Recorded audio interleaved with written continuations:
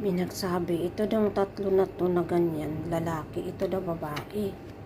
Ito daw matamis, ito medyo mapait. Ambot. Ambot.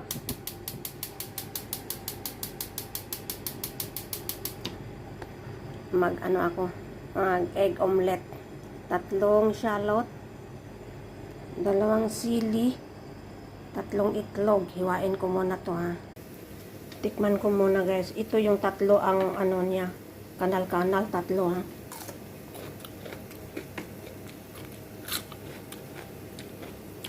Ito yung 4 ang kanal-kanal. Tingnan natin anong kaibahan. Ay, nga. Yung 4 ang kanal-kanal, medyo matamis siya ng konti. Yung 3, parang wala lang. Anyway, lagyan ko muna yung asin doon. Oh. Ito na.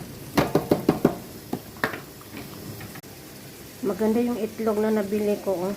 Fresh talaga siya. Hindi ko na siya batihin. Dito ko na lang siya ibati-bati. Okay? Halo-halo muna natin. Inikos-mikos muna para mag-balance yung shallot at saka bell pepper. Uy, ang bango guys. Ang bango ha. In fairness ha, nakakagutom yung ulam natin. Simple lang. Simpleng ulam. Ilagay na natin yung itlog.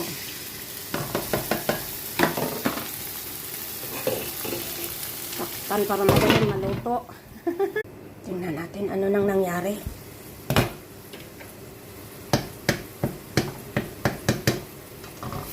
Yes. Nag-aroma kasi nasunog na yung shallot. Ganon lang yun, ganon. Takpan natin ulit para maluto ng tuluyan. Ay, wag na lang. Para green-green pa rin yung sili. Ayan, perfect, 'di ba?